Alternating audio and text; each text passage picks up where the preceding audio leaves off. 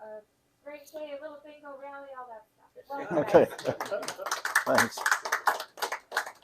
Thanks. My name's Armand Peterson. Thanks for the introduction. I met Brian Larson, whom I know you all folks know from his work at the North Star League and town baseball for its entire history.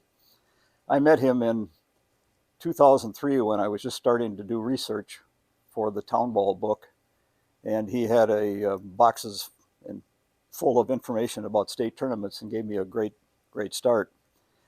We've stayed connected ever since then, and he and I and three other fellows are going to be researching and writing a commemorative booklet for the 100th anniversary state tournament. It's planned to be a supplement. We're going to try to pack 100 years of history into 52 pages. But we think it could be a good marketing tool to hype the public prior to the state tournament and get some publicity and draw some more attendance. So first how did I get involved in town ball? Well, I was born in a small rural farm town in South Dakota. When I was 2 years old, I moved to a town, Hammer, South Dakota, up in the northeast corner, about 100 people. There was a boy 2 years older than me, who was the closest friend I had there. My dad managed a grain elevator there during World War II, and that was considered an essential occupation. He was not much of an athlete or a sports fan, so I never heard of baseball until we moved to Clarkfield about 5 or 6 years later. And some cousins of mine from South Dakota came over and gave me a bat and a glove and a ball. And the ball they had purchased in one of those dime store ones that had the seams outside the ball, so it kind of flapped there. But I didn't know what to do with it. And but then some of us boys in the neighborhood, we had a big vacant lot in front of our house, and we started playing catch and playing ball. It was workup at the time. I'm sure you've all played that. There's many variations of that. And then when I was in 4th grade, we moved to Hutchinson, and they had a baseball tryout. My mother saw in the paper they were going to have a Pee-wee team. That would be the summer after my 4th grade year. I lived just a block away from the school where they were having it, so I rode my bicycle up there and went and practiced, played catch and had some batting practice, and they had about a 2-inning inter-squad game. And then the coaches had everybody come around, and they said, well, we'll be getting back to you. So I said, well, I hope I make it. I bicycled home, never heard from anybody, so I never got to play. That's late that summer, one of the coaches came up and he said, hey, I've been trying to find you. And he said, we wanted to get you on the Pee-wee team. And I said, well, nobody called. And he said, well, you didn't register. So we didn't know that. My mother thought we should drive up there and try out. Well, so then I did start playing Pee-wees in 5th grade, went in the midgets. And we played baseball all the time then. We went to practice. When practice was over, we went and played. If we didn't have enough guys to play workup or something like that, we'd play with a practice golf ball or a cork or anything like that. So it was baseball all day, all the time. And then we started following our coach when I was in 7th grade. Was a fellow named Jiggs Westergaard, a famous athlete from Minnesota, lettered 12 letters at Gus Davis. And he had pitched pro baseball a little bit, and he became our midget coach. Learned a lot from him. We just worshipped him. He was a great guy. And he was also the manager of the town team, and the pitcher and an outfielder. And we followed the team. We would hitch rides if we could to the various games they played. They played in the Twin Trails League, which is a Class A league, pretty fast league, as the old baseball fans called it. It wasn't because they ran fast, it was because they played a good brand of baseball. And I moved to a town called Hector, Minnesota when I was in 10th grade and got a chance to play the Hutchinson High School in the district tournament in this would be 1958. And we beat the big town in there, which was one of my crowning achievements in the a lot of my friends were playing for the Hutchinson team. I played town ball at Hector from 58 to 64. And then I got a job at Honeywell in their engineering that made it difficult for me to drive out, and I decided to give up the game. Years later, I wished I hadn't, but that's, you do what you have to do. But my best friend from those days, we got together a lot after college, but in the early 2000s, early 2000s, I went to visit him. He was living in Newark, Delaware. I learned very quickly that it's not Newark, and they were insulted if you said that. But he and his wife and my wife and I sat around and talked about the good old days, and we soon started talking about the days of our youth playing midget and junior baseball, and talking about jigs and all the great times we had. And one of the crowning achievements was Hutchinson was in the state tournament in 1955 at Chaska. In our second game, I believe it was, we were playing Milroy, and we were down 3-1 in the bottom of the ninth inning, and who should come to bat with 2 outs and 2 runners on than Jiggs Westergaard, our coach. He worked the count to 2-2, fouled the ball off, and then he got ball 3, and Milroy to this day says that was a bad call, but it didn't get changed. On the next pitch, he hit a home run, and we won the game 4-3, and that was my wife says, "How could you remember the count of a game that that's that far back?" And I said, "It's easy. Those are the things you remember." And Tom and I got into a little disagreement about that. Then Tom was my co-author. He said, he says, "I think it was only 2-2." So we visited Milroy one time to do an interview working on the book, and they had their old manager, Bob Swak was gone by then, but we had about 4 of the players from that team, and they said, "Well, we kept score all the time," and they said, "We still got the scorebooks," and they said, let's take a look at them." So they dug them out, and would you believe it that all the other games they played, the old Peterson scorebooks, they had the place to make a dot for the strikes and the balls. All the other games had that, but for some reason they didn't record balls and strikes that game, so we were lost. So Tom and I have agreed to disagree ever since, although the Milroy people think it was a full count when he hit the home run. But we got to talking about that, and Tom says, something funny, somebody hasn't written a book about those good old days. And I said, there probably someone did, but we just haven't run across it. And he was out of the state. He worked for the Chicago Tribune and then the Wilmington, Delaware paper. So he's got relatives back here, but didn't come back very often. So I went home and did a little research, and I really couldn't find any books on that. And he said, "Well, why don't we write it?" And I said, "Well, how are we going to write it? You're living in Delaware and I'm in Minnesota." And he says, "Well, my sister and I own a cabin that my parents had up near Wilmer." And he says, "I come back a lot, and we can talk on the phone." So we decided to blindly go ahead. And we were amazed that we knew from our experience that it was a pretty big deal, but the game was bigger than we realized with the crowds they were drawing and stuff. And we were lucky doing a little research. We were getting close to wanting to publish it. And it wasn't as easy in those days to self-publish a book. We were trying to find a publisher.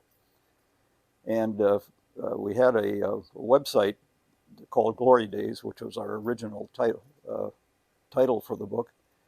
And we got a call from a fellow from the University of Minnesota Press and said they were looking for other subjects than their out of the ordinary for them. They were typically into publishing textbooks and books by their professors and things like that. They wanted to get into a little social history. So they said, why don't you write us up a proposal and we'll see what we could do. And so I went to the library and got a book on how to write a book proposal. And we sat down and wrote one, and they took us up on it. So we wound up finishing our research in about late 2005. It took us several months to get everything finished, and we got the thing published at September 1st in 2006. So that's a little background on how that thing went. It was a lot of fun. Tom and I had a lot of heated arguments about what kind of content to put in, even though we only covered 1946 to 1960. And but even with that, there's so much more material than we could put in. We had to make cuts. We argued about, do we shorten the articles that we put in, or do we eliminate some of the subjects? And we practically gave up on that. We had a heated argument so bad that our wives got on the phone to each other and said, what can we do to settle these two guys down? And we finally made it, but it was a lot of fun to do. After that, I started taking a look at older history, just because we got interested in that. And I submitted a proposal to do a complete history of Minnesota Town Ball to get a grant from the Sesquicentennial Committee, who had some money for our 150th celebration of the state, which would have been 2008. And I thought I wrote a brilliant proposal, but it wasn't brilliant enough, I guess, so they didn't award it. But I've got to start on doing some research on the early days of baseball. Brian, my pitch here today is the Town Ball, the early days. I'm going to cover, from, let's say, 1857 up to 1940. I know the fellows from Delaware will be talking later, and I don't want to get in the way of your discussion, so I'll just kind of get us up to 1940. Brian had talked to me about a year ago or more that Dassel Cokato was going to be on a team that was trying to get the 100th anniversary tournament, and we kind of brainstormed ideas on what we could do to it, and we came up with this commemorative publication. The idea being is that it might be a souvenir of itself. It'd be separate, but included in the program, and it would be something that would be, we're looking for a sponsor for it. We want it to be without ads, because we don't want to poach any money from the tournament committee on the ads they're selling for the regular program. So we were given a grant from a legacy grant from the Historical Society. So we're on our way. We'll have 3 other fellows joining us, and hope to have something, a first draft by the end of March next year, so we can get it published in time for the. So with that as an introduction, I'm going to start with talking about the early days of baseball, and a lot of this covers the state. My first line here is that Abner Doubleday did not invent the game of baseball one day in 1839 in Cooperstown. Now, you avid baseball fans may know of that, but in the late 19th century, as baseball was becoming really big and the major leagues had started, they wanted to be able to say that baseball was America's game. And there were some people said that it's kind of a form of cricket, and maybe rounders, which was a game kind of like workup that was played in England and stuff. And a good old boy from Denver, they were asking for people that had input on the earliest games that they had seen. And he wrote a letter to him saying that he remembers when he was 5 or 6 years old in Cooperstown, New York, watching Abner Doubleday teaching some boys how to play baseball. And now he wrote that, would have been 60 some years after he wrote the letter.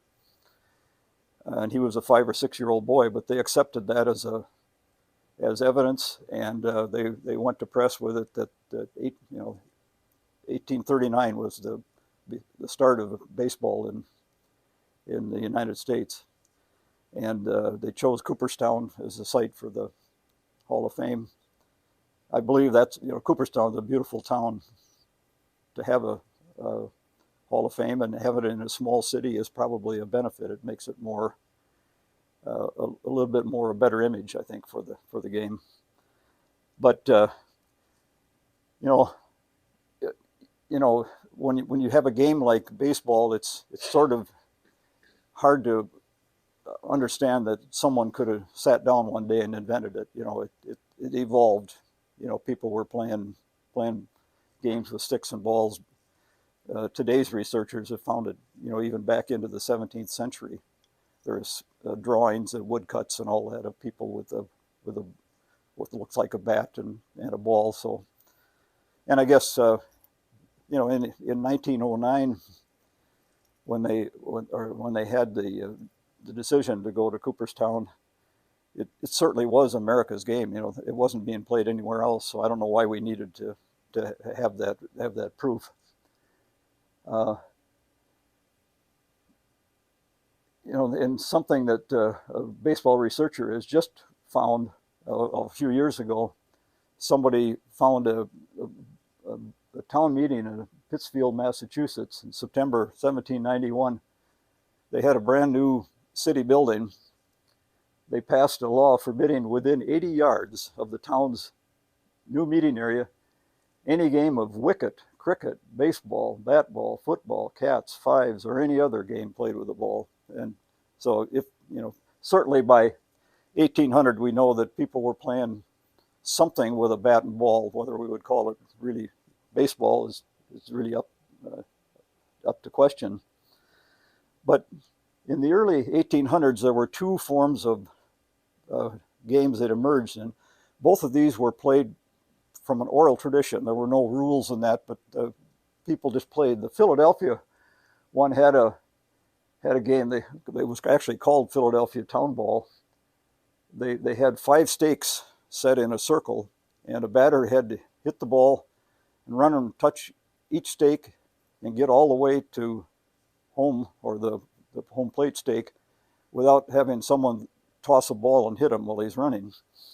Now, this seems like a chaotic game, but I think it probably was something like workup, that you could get 4 or 5 people together and you have a batter. You probably don't need a catcher. You can have 4 fielders and you can hit the ball, and there were no rules. You didn't have to stay in the baseline. You just had to touch the stakes. So it's plausible, a game that could be played by youth and could have a lot of fun doing it. There was an old woodcut I saw that showed that a batter might only be using one hand. They have a short, maybe 3-foot a bat. And then there was one called the Massachusetts game, and this one was a little bit more like today's baseball, but the field was a square with, if you envision 4 bases, 60 feet between the bases, and the batter actually stood midway between what I would call 4th and 1st, and the pitcher was 35 feet ahead of him, and the batter hit the ball, had to go to 1st, 2nd, and around, and he scored when he got to 4th. He didn't have to return to the home plate.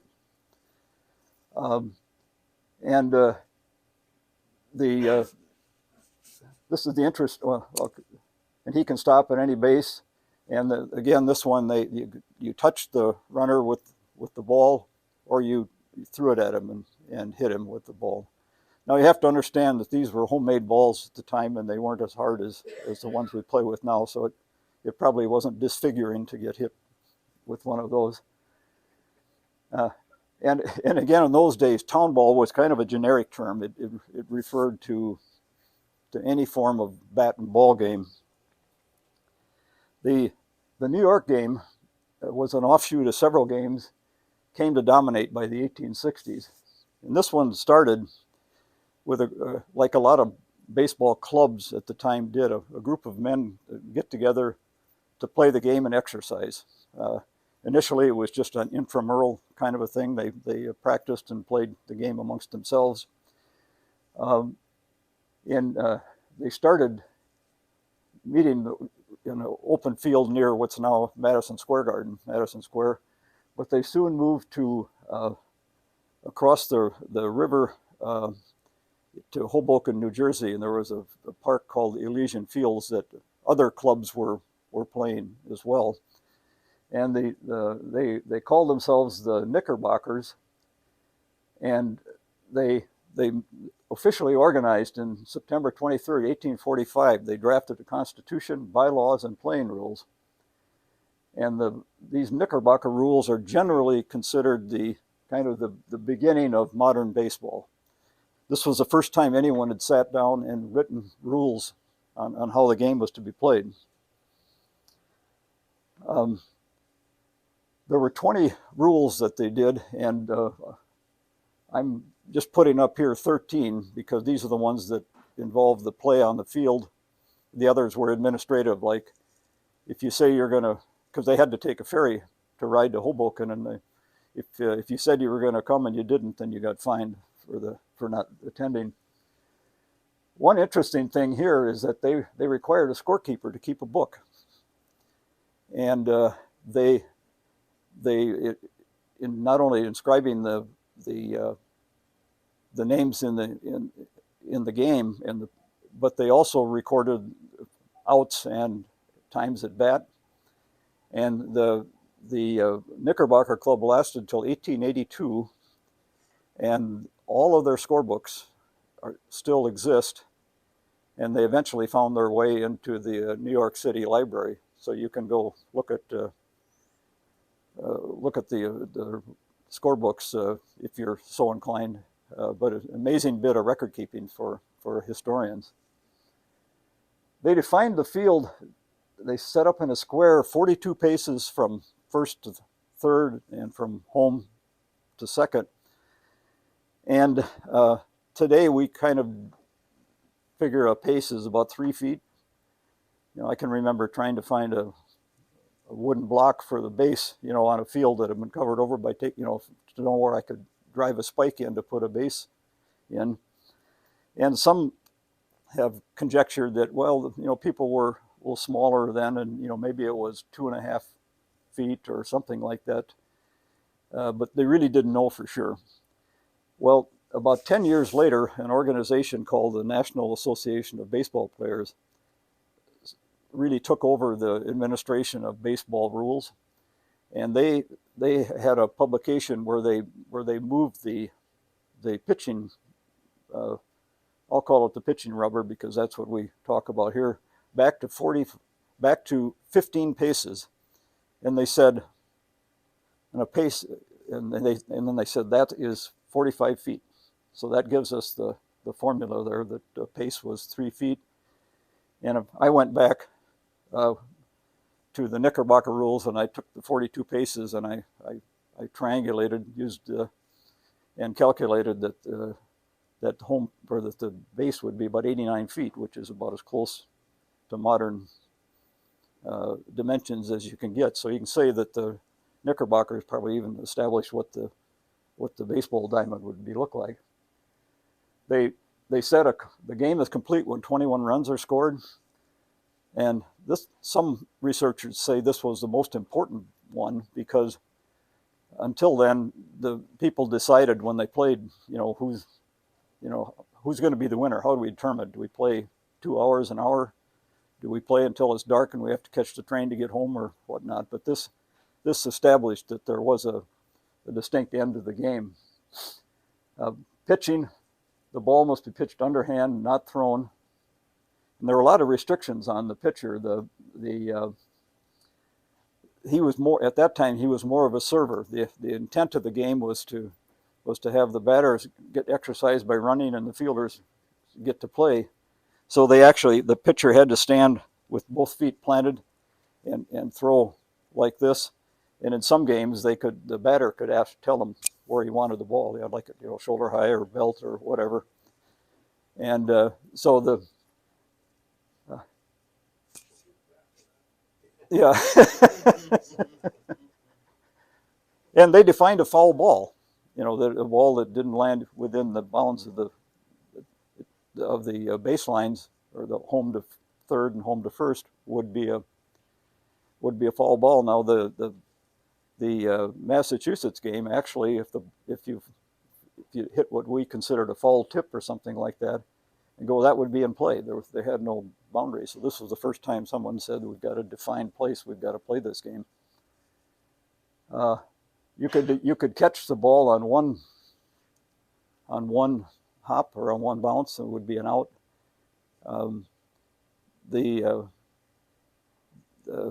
Some conjecture is that some of the balls might have been very elastic, and that a tall fly ball coming down, it might be easier because they were all playing barehanded to catch the ball on the bounce.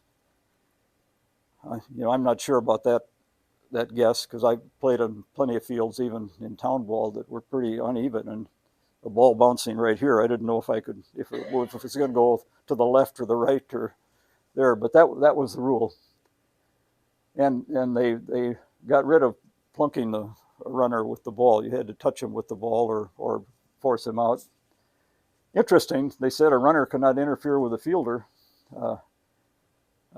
That was the first time anyone had stated that, and you could imagine, in a game, it would be kind of convenient to be able to get in front of a ground ball.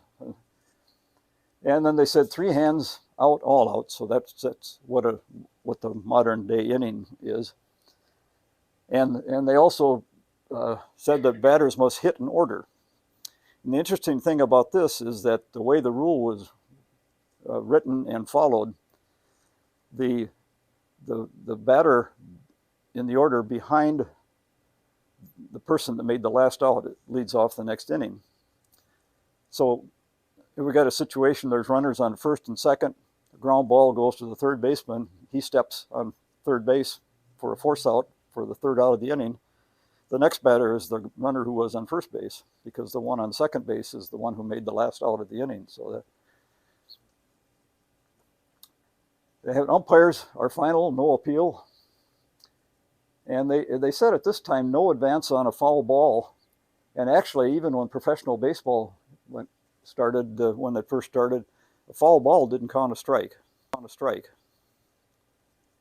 A runner cannot be put out when advancing on a balk. And when I say Rule 9, that was pitching. There was a lot of controversy over whether it was a legal pitch, or whether he was throwing it too hard, or not stepping into it instead of there. And those were balks. And then they said 1 base allowed when the ball leaves the field after being hit. I guess you have to have some rule to govern something like that. And I put here a photo that I found. It was taken September 9th, 1859, the game between the Knickerbockers and then a team from Brooklyn called the Excelsiors. The gentleman with the top hat there is the umpire. People believe that this was probably the first photograph of a baseball team on a baseball field, although it wasn't while they were playing. But you can see there, they've all, I thought they played in straw hats in that, but I can see, kind of hat caps that look kind of like modern baseball caps in there. The 2 nationally available weekly newspapers published the Knickerbocker Rules. And this was considered kind of the start of the growth and evolution of baseball. Up until this time, rules and things like that were word of mouth and would vary from locale to locale. There was a publication called Spirit of the Times that covered field sports, agriculture, and even a little bit of the stage. But in December 6th, 1856, they published actually the rules that I put on the screen here. They eliminated the administrative ones and just put the ones that were on the field. They showed the diagram of what the field would look like. The New York Clipper was another magazine or another weekly paper, and it dealt mostly with social issues and in fact, after about 15 years, they were purchased and they became Variety magazine, which now covers the arts and music and stage.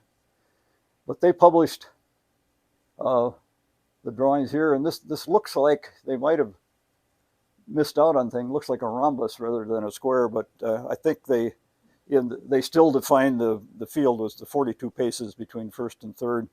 So I think they were just trying to squeeze it into one column. And again, it's kind of important to how they said how to play the game. They said that the game is considered the national game amongst Americans. Now, another researcher has found someone who has interviewed a Detroit baseball player who was interviewed in around 1860 or 70, in that time frame. And he said that they had a bunch of fellows that were getting together to play ball. And one of them was a musician who got the New York Clipper. And they saw this article. They wrote to it to get a copy of the rules. And that's how they started playing ball there. And most of the teams in Michigan, equivalent to our town ball, would have been doing the same thing. Now, the first evidence of baseball in Minnesota that we found, that anyone has found, is in the August 1, 1857 Emigrant Aid Journal. It's a weekly newspaper from a new town of Ninninger City, just north of Red Wing. And at this issue, it says they announced that I'll just read it, they've announced that they're forming a baseball club, which was going to be held at the office of the newspaper, and they are going to start practicing and playing baseball. They reported on a couple subsequent issues that they had played a game amongst themselves, and were looking to get a match from some other town. Now, some of the baseball purists now say that this team didn't really play the first game of baseball in Minnesota because it was just intramural. It doesn't count amongst themselves. But on September 12th, the same year, they made a note in their paper that the account of one of its games has been given to the Porter spirit of the times. He said, "We understand it is designed by the club to give a challenge to other towns shortly to play them a match game. They will meet every Saturday afternoon for play on their grounds on the lower addition." And you can ask yourself, how did Porter's spirit of the times find out there was a game in small little burg in Minnesota? And the answer to that is, they had correspondence, and not paid, but people would mail stories or articles to them, and they would publish them. So I would guess that someone in Ninninger City had seen the rules being published by Spirit of the Times and thought they would get a little publicity for their own team and send the copy to them. So don't know that for sure, but that's my story, and I'm sticking to it right now. Unfortunately, the country went through a panic in 1857, and the town disappeared, become a ghost town. We have no further evidence that any baseball was played there, or they had any games, and it's now a township in north of Red Wing. The game was popular enough that Currier and Ives, which is a company that made lithographs for sending to newspapers to print. Today we would probably call them political cartoonists. But they made a cartoon that said, "The national game, 3 outs and 1 run." And they showed Abe Lincoln. They're all holding bats. Abe Lincoln's holding a big bat and a ball in his hand. And they used this to as a metaphor for the 1860 election.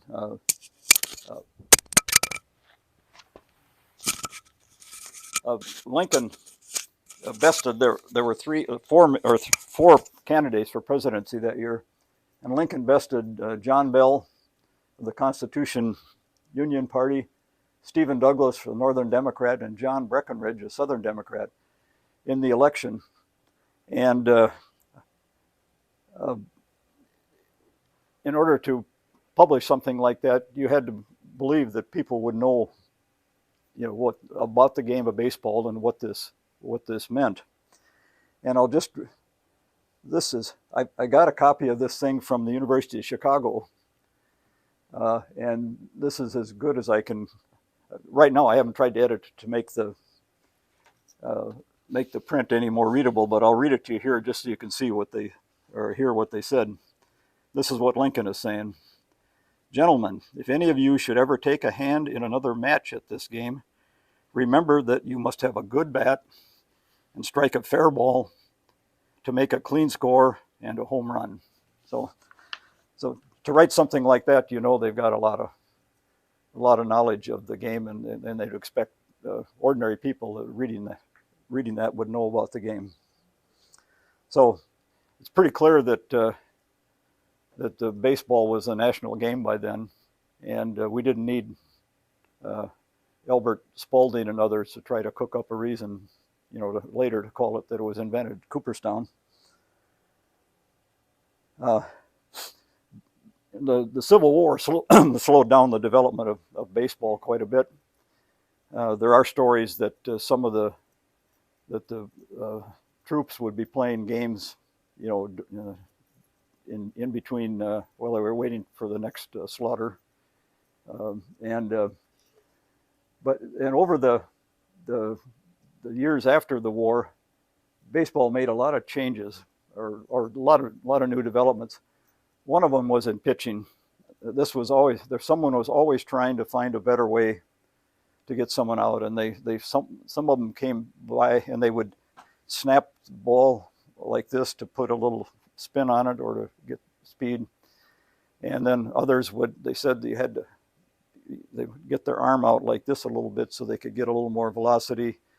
They finally allowed them to take to step like this, but they said you got to have both feet on the ground. Then people were going like this, and there were fights all over. Some of the early rules said that there were no balls and strike counts. If you didn't swing at a ball, it didn't count against you. So there were some talks of at bats that would last 30, 50 pitches until they finally hit. So finally, it got to the point where they decided rather than fight about it, let's just let the pitchers do whatever they want, and that's when the game, they started going to overhand or three-quarter or sidearm. But one of the problems they had then, I'll get just a little ahead of me there, is that they weren't wearing gloves at the time. Now balls were getting harder, and some fielders start wearing like leather work gloves so they could. Maybe they would, if they were right-handed, they would have a regular glove here on the right hand. They would cut the fingers off so they could throw the ball. But the one you had to pity was the poor catcher. Now I don't know how fast it could have been thrown, but let's say some of those guys could throw 50, 60 miles an hour, and he's originally starting without a glove. The thing what some of the catchers did they would stand back and let the ball go through until they got to 2 strikes, because there was a rule that the third strike had to be caught in the air. So he had to, and then of course he had to stand in there when he had someone on base. So they started wearing that glove, but even with the fingers cut off on the right hand, it was very hard to throw accurately. And somewhere around 1880 or something like that, someone started coming up with the primitive masks. They still didn't. Excuse me, I didn't mean mask. I meant gloves, and that made it easier for them. But there are stories that you see where the catchers always had sprained, broken fingers because of trying to catch the ball. And then a primitive mask occurred at the same time, which could save eyes and nose and all sorts of injuries. So a lot of development in things. Later, the shin pads and the chest protector came a little bit later, but those that's probably where the expression "tools of ignorance" came from, because those fellows were men to catch in those days. Going to the balls, in the early days, they were homemade. They made a ball by cutting strips of rubber from boots or something and knitting them together or squeezing them as a ball. Some people would boil them to make them a little more pliable. And then they would knit wool yarn over the ball.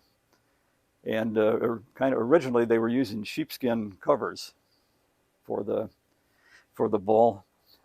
And they would attempt to use a ball for the whole game. And in New York, when they were in the early days, they had a couple of fellows that made balls, scratched out a living, I guess you'd say, by making baseballs.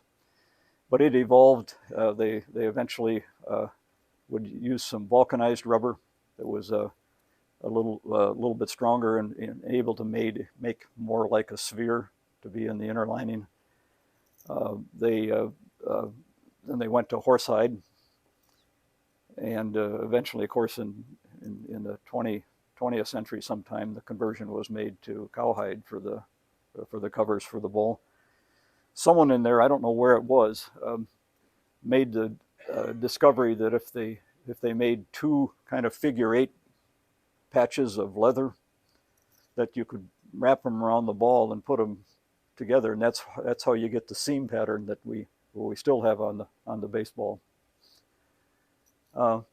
In Minnesota, in 1867, the Minnesota Association of Baseball Players was organized, and they promoted. There was probably 10 to 15 teams at first, and they promoted some match games amongst the players, and they were trying to determine a state tournament by matching. If you were playing, a Stillwater team could challenge the Red Caps from St. Paul, and they'd play a series 2 out of 3, starting with the challenged team got the first game, and then but this would be played. It could be played over weeks or months, but the winners typically got a silver-plated ball with engraved that they were the champion, and then the next challenge they'd have to defend it. But there was a lot of time in between.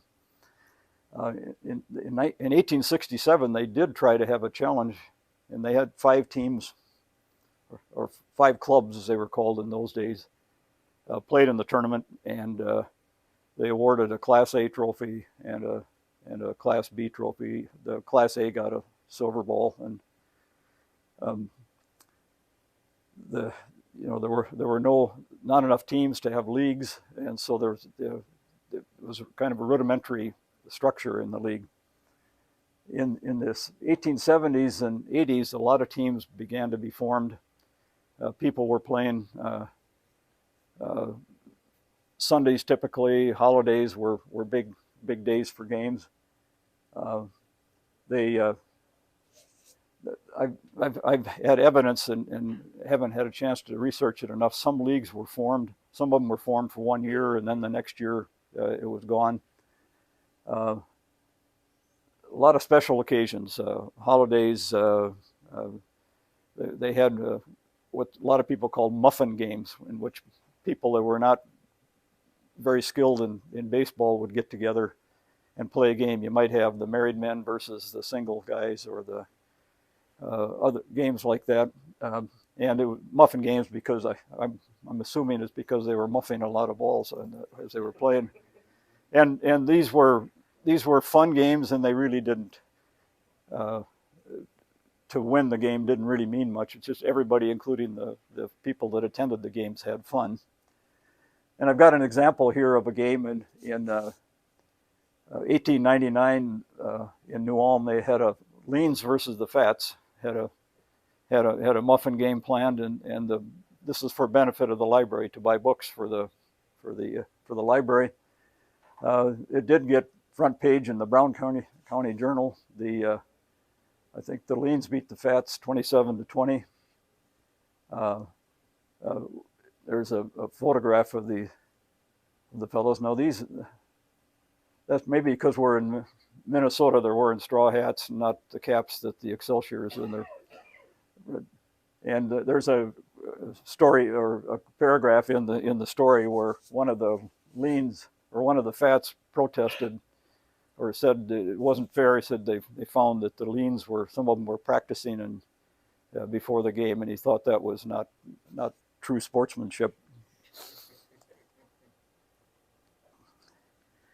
The early 1900s, 1900 to 1910, were what I would describe as the Wild West.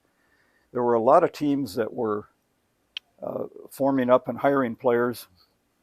The newspapers made the distinction between them. They called those were the independents, and everybody else was the amateurs.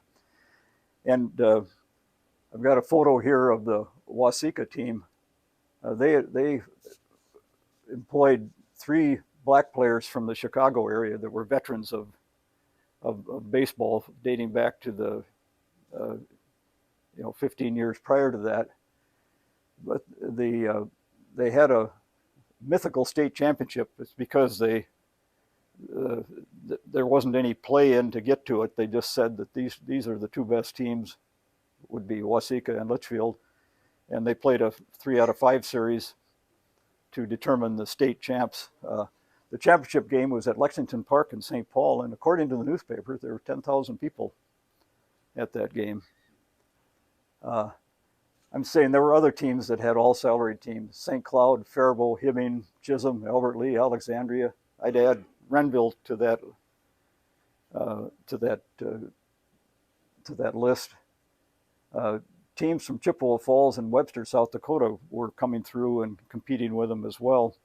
And the key thing there is that they were on main railroad lines, and they made transportation pretty easy to get, from there, from Chippewa Falls to South Dakota. The 2 black teams were formed in the Twin Cities: the St. Paul Colored Gophers and the Minneapolis Keystones. And I've got a photo here of the 1909 Gophers. They beat a team from Chicago called the Chicago Leland Giants, and were considered the champion blackball in the United States. So a really tough team. Mr. Reed, who was a bar owner, was the manager of this team. And as far as I'm able to tell, the fellow over here on the right is a guy named Bobby Marshall, very famous ball player in Minnesota. He played football and baseball at the University of Minnesota. Was actually played in a few games. He would be the first black player that played in the NFL. He played in the early 20s for one of the early teams, and he was on and off a bunch of other teams in the succeeding years. Now, I've looked the players up, and there's about 3 of them. I don't know where they came from, but all the others I've looked up were from out of state. So these were pretty much professional teams. And they played; these teams played more than 100 games, so they had to be playing pretty regularly in the summer.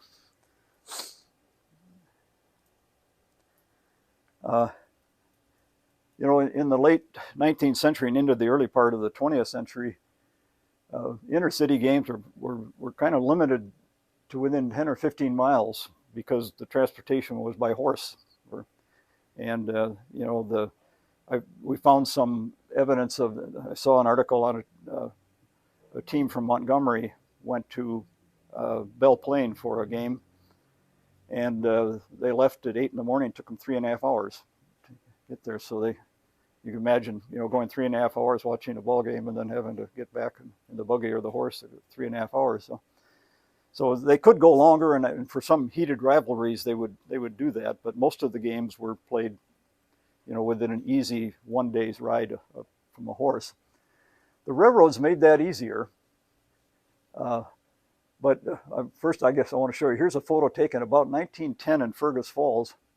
You can see some early cars, what the auto enthusiasts called the brass era, which how we were able to date the photograph. But you can see they've got some buggies, horse carriages here mixed with the cars. And most of the time, what they would do is they would leave one baseline. The first baseline, for example, would be set aside for horses, and the third baseline would be for the horseless carriages. But as you can see with this photo, this was a road scene near Bagley. The roads were really not in real good shape for inner city travel. You can imagine the good old boy in this one saying, "Get a horse," to the people trying to get through there. In the late, when cars started to be more prevalent, there were good roads and movements, and the civil engineers in the state and the United States in general were going around teaching people how to make the roads, because most of the time the road was just whatever had been used by the horses to go there. So they had to define how to put the sub straight, and how to consolidate it and put a crown on the road, and things like that. So it was a learning experience, and even until the 1920s is when the Minnesota started getting some money to improve the roads. They would have a lot of times a competition or just a automobile run from one city to the other. And in 1913, they had one that went from Minneapolis to Glacier Park, and it was raining a lot, and they had to alter the route up near Fargo, and that because they couldn't get through, and cars were going into the ditch. So it wasn't that easy to make a game unless you could go by rail. But having said that, here's a map. In 1907, we had 6,943 miles of railroad. So just about everywhere except right up in the Iron Range up here, or in the northern Minnesota, you could make it to a game. We had by 1920 there were over 9,000. Compare that to today, we got a little over 4,000 miles of rail, and almost no passenger service.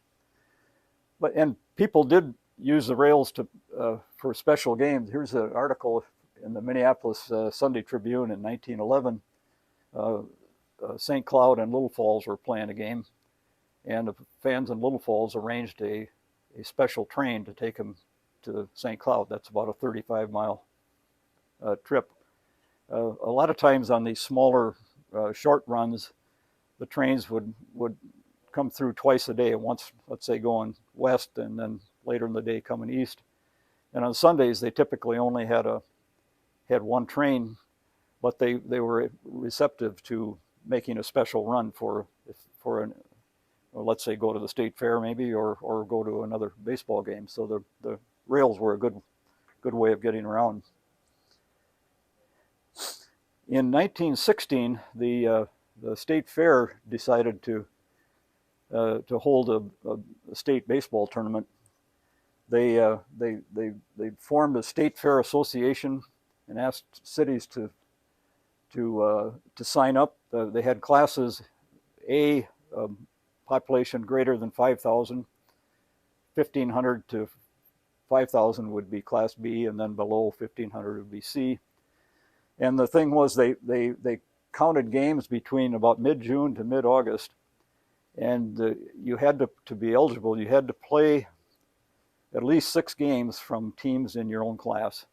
And they looked at records to go to the state tournament.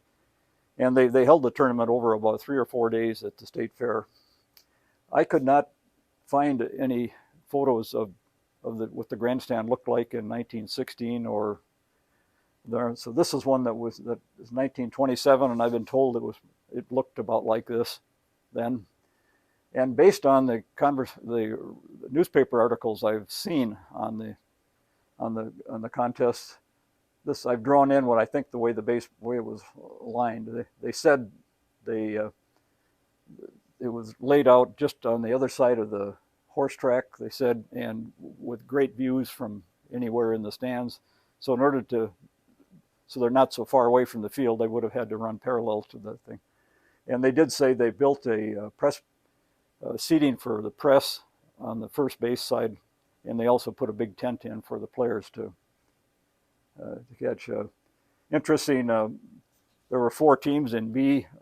Hutchinson and Sandstone met in the final game, and it was tied at one game called Kind of Darkness. The winner of that game was going to actually go into Class A to play a game, and with the 2 teams weren't that interested in sticking around to play another game to play in, so they flipped a coin and Sandstone won. And they were rewarded by getting beat 20-1 by a team from Minneapolis. So they didn't. But the team, there was a prize of $150, and they split that. So, and they made no effort after the state fair after that to hold the tournament again. So,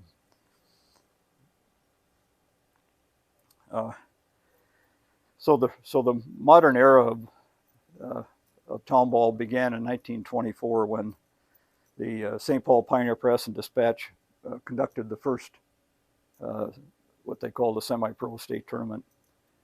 And the Association of Minnesota Amateur Baseball was formed the following year.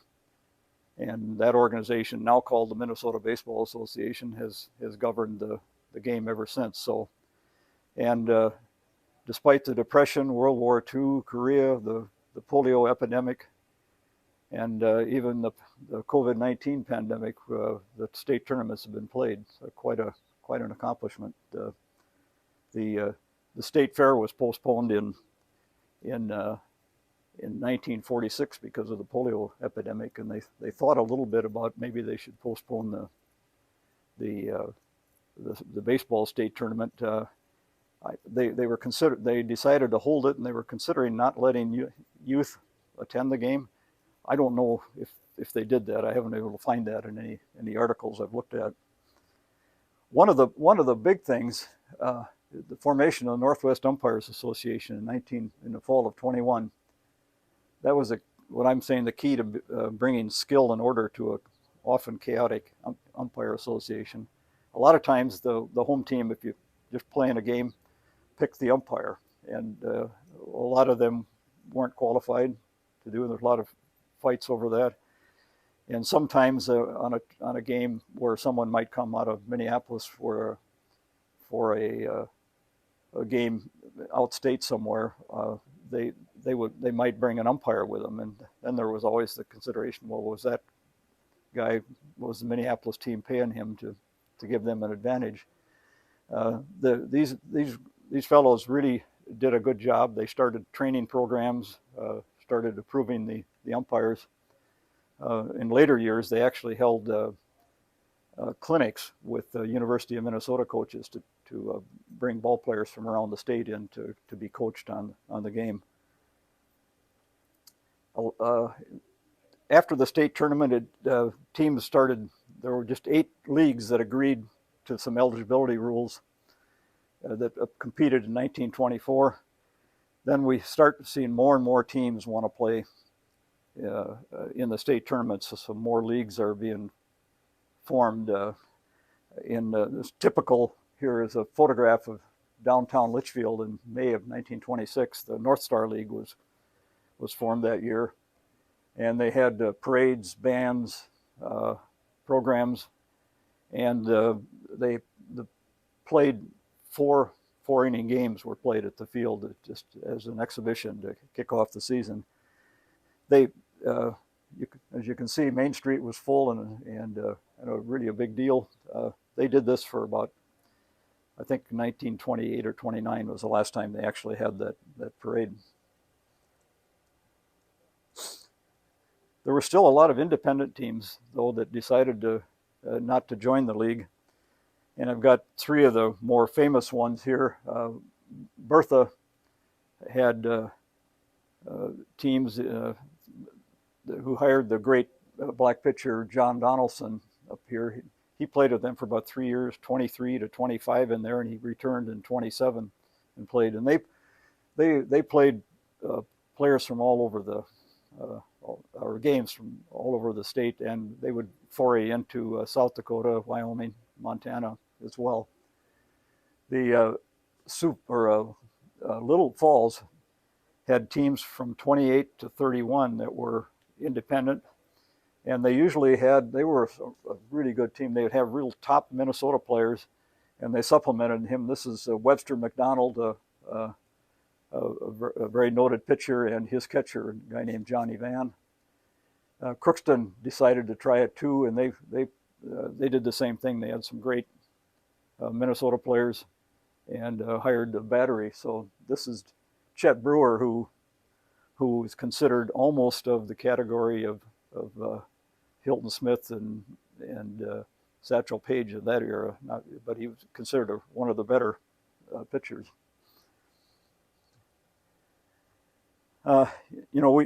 We think a lot about town ball as a rural game, and a lot of the lore and the love of the game certainly is that. But in the early days, there was a lot of enthusiasm in the Twin Cities as well. Got a couple photos to show it. Here's a game being played in a small southwestern suburb or area of Minneapolis at Brackett Park for a Sunday game. You can see the stands or the people are really formed along the field.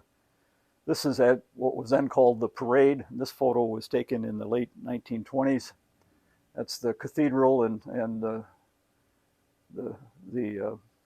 the modern sculpture garden there is on the hallowed ground of the old baseball fields, and you can see the fans there. And here's a game in about the same time at Como Park. So that was a popular entertainment for people in Minneapolis and St. Paul, just like it was in the rural areas. Just checking in, Mr. Peterson, on time. Am I on time?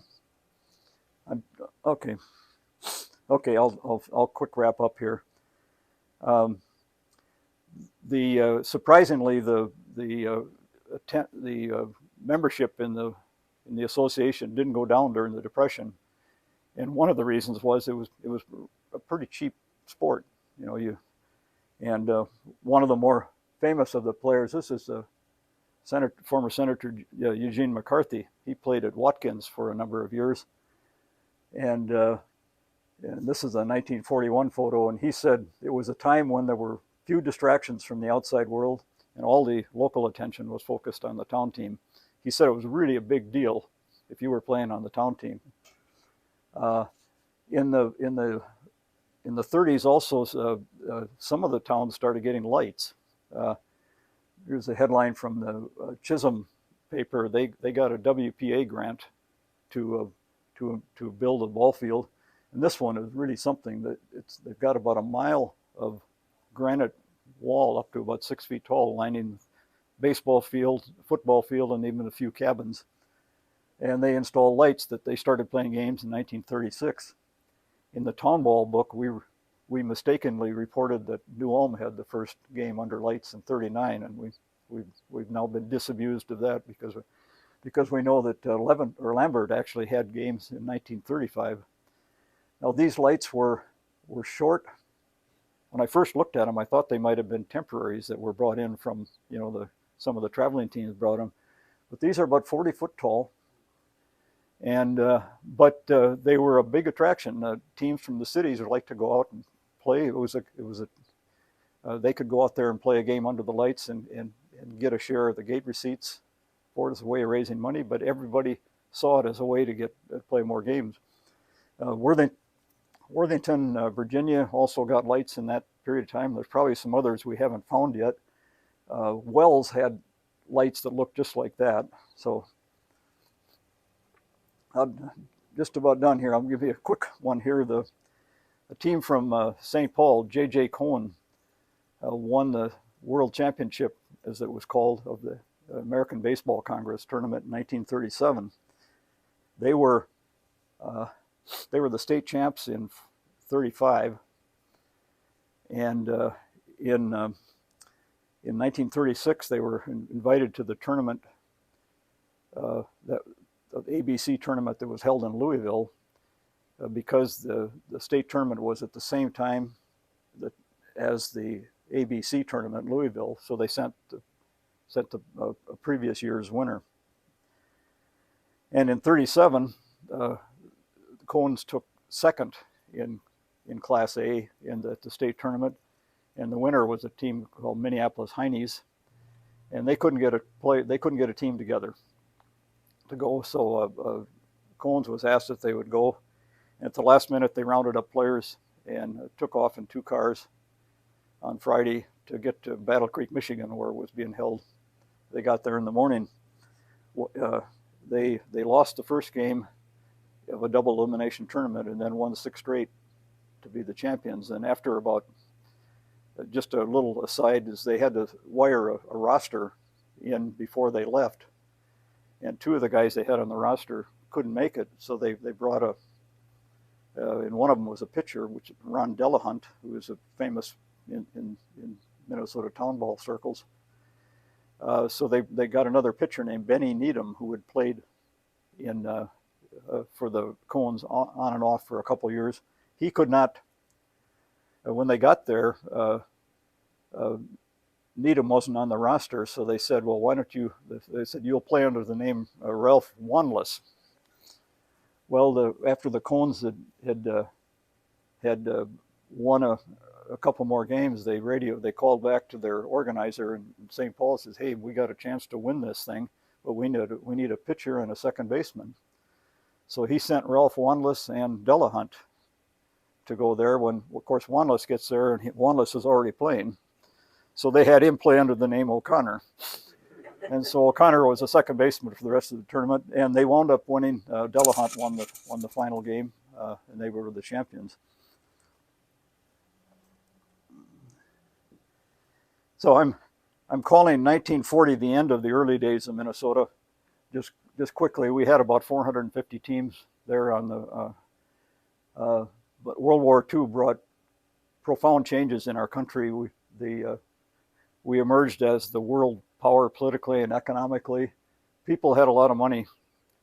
The Depression had been rough times for a lot of people. A lot of people went to work, made money during the war, but couldn't buy anything because you couldn't buy a coaster wagon or a toaster or a car because all of the industry was engaged in the war effort. The GIs came home, went to school, got married, and returned to normal life. Town ball took off. We had almost 800 teams in 1950, and it was down to 500 by 1960. And my co-author and I, we went into this prepared to realize that the arrival of the Twins in 1961 was probably what led to the downturn in town ball. And our conclusion was it had nothing to do with it. It was just changes in society, TV, other sports things. So it was a thing. And I guess the thing is that this big climb we had here wasn't sustainable. It was great. The little town of Bird Island tried to be an all-salary team in the West Central Minnesota League, and they said, we spent like crazy and we went broke. And he says, but we had a hell of a time. It was a lot of fun. He said, don't regret it a bit. We've got about 300 teams today, and they play in beautiful parks. Anybody that gets a chance to watch games in any of our fields here say there's nothing like it in the country. It's really a great. And I just know that the 2023 tournament's going to be a great one. So I'll conclude with that. Got any questions? I can try to answer them. If not, thank you. Thank you.